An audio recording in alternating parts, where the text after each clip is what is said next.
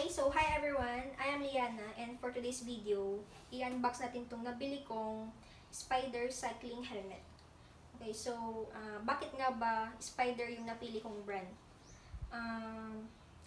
Before ako bumili ng helmet, syempre nag-research muna ako kung anong the best brand para nga sa helmet. So, sa na-search ko, ang daming nag-suggest na dapat SPYDER daw yung brand na the best for helmet. So, kahit medyo may kamahalan siya ng konti, at least it's a good investment kasi protection na din siya sa ulo natin. So, ayun, kaya ito yung binili kong brand for helmet. So, start na natin siyang i-unbox. Ganito yung itsura ng box. So, ganito na lang siya. Nung na-receive ko siya, naka-bubble wrap pa ito. Pero syempre, tinanggal ko na siya kasi nagamit ko na siya kahapon. So, ganito yung itsura niya. So, pagbubuksan natin dito. Ayan, ganyan. So, ayan yung itsura. Yung nabili kong helmet, Stump Series 2. So, ilang months din bago sila nag-restock. Bago nag-restock yung SPYDER ng helmet. Kasi nga, in demand. So, ayun, madaming bumibili. So, ito, ang hirap po kasing hinanap tong Stump Series 2 na white yung color, tsaka medium yung size. Ewan ko ba, ang dami yatang kumukuha ng white. So, ang ganda kasi ng white So, ganito, naka-plastic and tanggalin na natin. So, ang kasama niya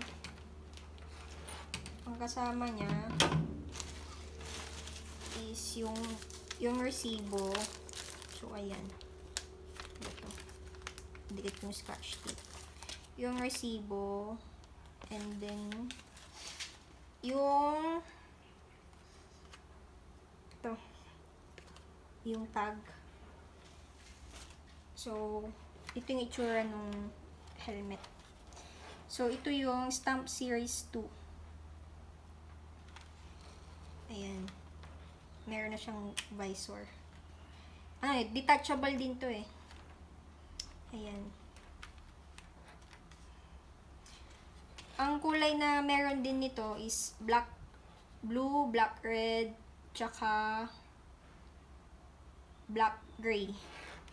Tapos sa ilalim, ganito naman. Meron din yung parang ito. Tatanggal din yan Pwede yung hugasan. So, ito yung strap. Tapos ito, dito yung na-adjust. Ayan. Nakikita nyo. Pwede mo i-adjust yan. Depende sa size ng ulo mo. So, ganito yung itsura ng ilalim. So, ayan. Sobrang ganda. And talagang matibay yung itsura niya. Tsaka, sobrang gaan din nito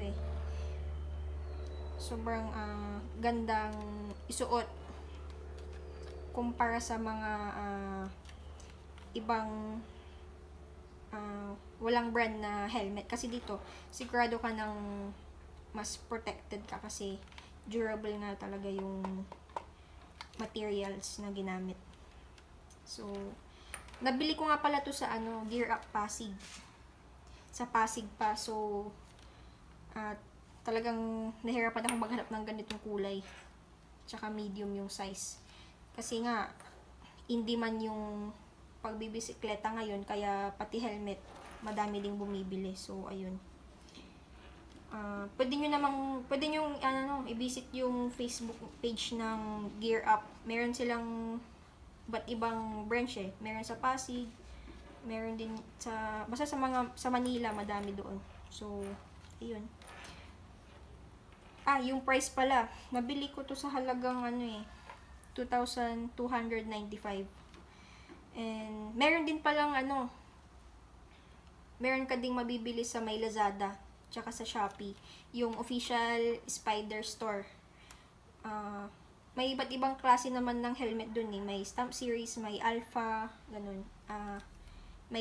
May pang road bike din, may pang MTB, so pwede kang mamili doon.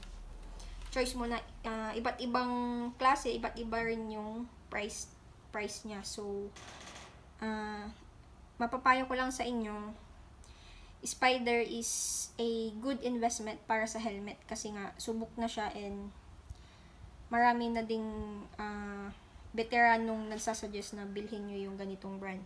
And it's up to you kung anong mas gusto mong design kasi madami din namang choices sa Spider. And may mga 1,000 plus din naman. So, ayun. Asa sa'yo na kung anong gusto mong design. So, thank you for watching. Yun lang for today's video. So, ayun. Ride safe sa lahat ng kapadyak natin dyan. So, yun. Thank you. Thank you everyone.